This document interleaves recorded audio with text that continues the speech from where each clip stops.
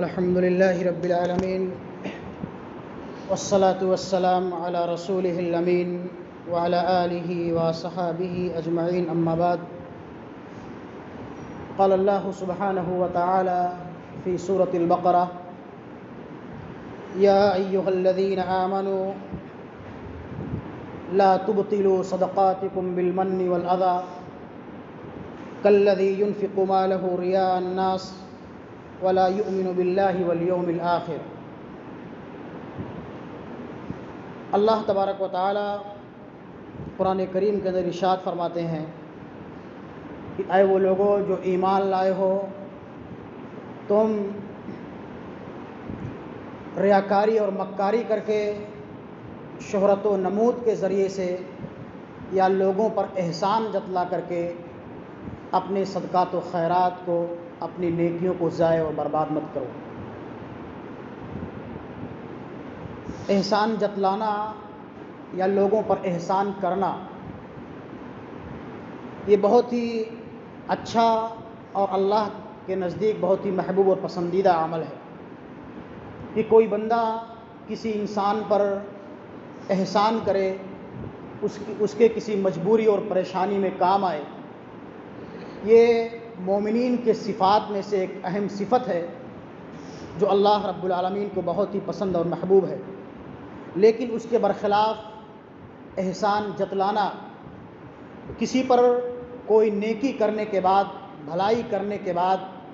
سماج کے اندر، معاشرے کے اندر اس کو ذلیل اور رسوا کرنا، اس کو بدنام کرنا، یا اس کے جو آپ کام آئے تھے اس کو سماج کے اندر بیان کرنا، یہ ایک مذموم اور قبیح خصلت اور عادت ہے۔ اسی کو اللہ رب العالمین فرماتا ہے کہ یا ایھا الذین آمنوا، اے وہ لوگوں جو ایمان لائے ہو، لا تبطلوا صدقاتکم بالمن والاذی، تم اپنے صدقات و خیرات کو دکھلا کر کے اور احسان جتلا کر کے ضائع اور برباد مت کرو۔ اللہ کے رسول جناب محمد رسول اللہ صلی اللہ علیہ وسلم کا ارشاد گرامی ہے کہ کل قیامت کے دن اللہ رب العالمین 3 ایسے لوگوں سے بات چیت بھی نہیں کرے گا اور نہ ان کی طرف نظر کرم فرمائے گا، جو اس دنیا کے اندر لوگوں پر احسان کرنے کے بعد، ان کے ساتھ بھلائی کرنے کے بعد سماج کے اندر ان کو بدنام کرتے ہیں یا ان کو ذلیل و رسوا کرتے ہیں، یا جھوٹی قسم کھا کر کے اپنے سامان کو بیچتے ہیں، اور تیسرا وہ انسان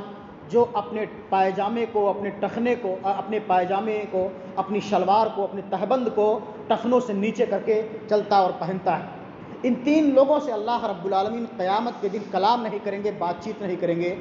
اور ایک دوسری روایت کے اندر اللہ کے رسول فرماتے ہیں کہ 3 لوگ ایسے ہیں جن کو اللہ رب العالمین جنت کے اندر داخل نہیں فرمائے گا یا ان پر رحم نہیں کرے گا۔ اس میں سے پہلا انسان وہ ہوگا جو اپنے ماں باپ کے ساتھ، اپنے والدین کے ساتھ نازیبا سلوک کرتا ہے، نافرمانی کرتا ہے اور ان کی اطاعت و فرمانبرداری نہیں کرتا۔ اور دوسرا انسان وہ ہے جو شراب کا عادی ہے، یا وہ انسان، وہ بوڑھا انسان جو زناکاری کرتا ہے یا شراب پیتا ہے۔ اور تیسرا وہ انسان جو لوگوں پر احسان کرنے کے بعد، بھلائی کرنے کے بعد سماج کے اندر اس کو جتلاتا ہے، اس کو بیان کرتا ہے۔ اسلام ہمیں اس بات کی تعلیم دیتا ہے کہ آپ کوئی بھی نیک عمل کرو، چاہے چھوٹا عمل ہو یا بڑا عمل ہو، آپ کا منشا اور مقصود یہ ہونا چاہیے کہ ہمارا رب ہم سے راضی اور خوش ہو جائے۔ ہم یہ عمل جو کر رہے ہیں، چاہے اللہ رب العالمین کے حقوق کی ادائیگی کی شکل میں ہو یا حقوق العباد کی ادائیگی کی شکل میں ہو، نماز کے اہتمام کی شکل میں ہو یا روزوں کی شکل میں ہو یا صدقات و خیرات کی شکل میں ہو یا لوگوں کے ساتھ اچھے معاملات کی شکل میں ہو، ہمارا منشا یہ ہونا چاہیے کہ ہمارا رب ہمارے اس عمل کے ذریعے سے راضی اور خوش ہو جائے۔ قیامت کے دن اللہ رب العالمین 7 ایسے خوش نصیبوں کو اپنے عرش کے سائے تلے جگہ دے گا، جس میں سے ایک انسان وہ ہوگا، صحیح بخاری اور صحیح مسلم کی روایت ہے، حضرت ابو ہریرہ رضی اللہ تعالیٰ عنہ اس حدیث کے راوی ہیں، وہ فرماتے ہیں کہ 7 یظلھم اللہ فی ظلہ یوم لا ظل الا ظلہ، ورجل تصدق بصدقة فأخفاها حتى لا تعلم شماله ما تنفق يمينه۔ 7 ایسے خوش نصیب ہوں گے جن کو اللہ تبارک و تعالیٰ کل قیامت کے دن اپنے عرش کے سائے تلے جگہ دے گا، جہاں کوئی سایہ نہیں ہوگا، ہر انسان پریشانی کے عالم میں ہوگا، انسان اپنے گناہوں کے بالمقابل پسینے میں ڈوبا ہوا ہوگا، بھیگا ہوا ہوگا، کوئی ٹخنوں تک، کوئی گھٹنوں تک، کوئی کمر تک، کوئی سینے تک۔ وہاں 7 قسم کے ایسے لوگ ہوں گے جن کو اللہ تبارک و تعالیٰ اپنے خصوصی اپنے رحم و کرم کے ذریعے سے اور ان کے ان نیک اعمال کے ذریعے سے جو انہوں نے اس دنیا کے اندر کیے ہوں گے، ان کو اپنے عرش کے سائے تلے جگہ دے گا۔ اس میں سے ایک انسان وہ ہوگا کہ وہ رجل تصدق بصدقۃ فاخفاها حتى لا تعلم شماله ما تنفق يمينه۔ اس انسان نے اپنے داہنے ہاتھ سے کسی کو کچھ دیا ہوگا، صدقہ تو خیرات کیے ہوں گے، یہاں تک کہ بائیں ہاتھ کو بھی پتہ نہیں چلا ہوگا۔ دائنے ہاتھ سے اس نے کسی کو کچھ دیا، ورجل تصدق، صدقہ تو خیرات کیے، بائیں ہاتھ کو پتہ نہیں چلا۔ اس کا مطلب اور مفہوم یہی ہے کہ اس نے نہایت ہی خاموشی کے ساتھ چپکے سے کسی اپنے بھائی کا تعاون کر دیا۔ اس کا کوئی بھائی، کوئی پڑوسی، کوئی اس کا دوست بیمار تھا، اس کے وہ کام آ گیا، اس کی کسی مجبوری میں، کسی پریشانی میں وہ کام آ گیا، اس کے ساتھ احسان کیا، اور اس کے بعد اس کا احسان وہ سماج کے اندر جتلاتا نہیں ہے۔ اس پر وہ احسان کرنے کے بعد، بھلائی کرنے کے بعد سماج کے اندر اس کو بدنام نہیں کرتا ہے، ذلیل اور رسوا نہیں کرتا ہے، نہ اس کو بیان کرتا ہے کہ میں نے فلاں موقع پر تمہارے یہ کام آیا تھا، لاک ڈاؤن کا مسئلہ تھا،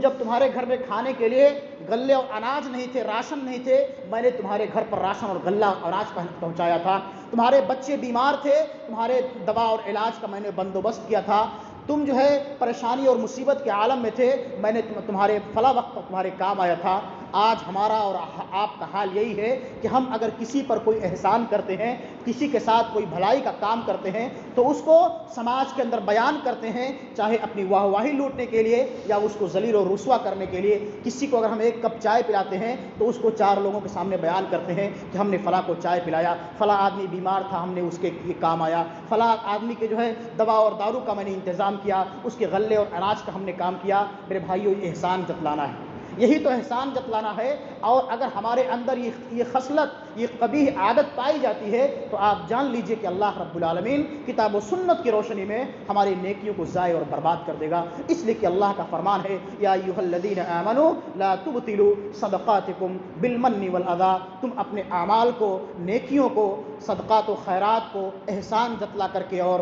دکھلا کر کے، شہرت اور نمود کے لیے کو ظاہر کر کے اپنے اعمال کو، اپنی نیکیوں کو ضائع اور برباد مت کرو۔ اس لیے ہمیں اور آپ کو چاہیے کہ اگر ہم لوگوں کے ساتھ اچھے معاملات کرتے ہیں، احسان کرتے ہیں، تو اس احسان کو جتلائے نہیں بلکہ اللہ رب العالمین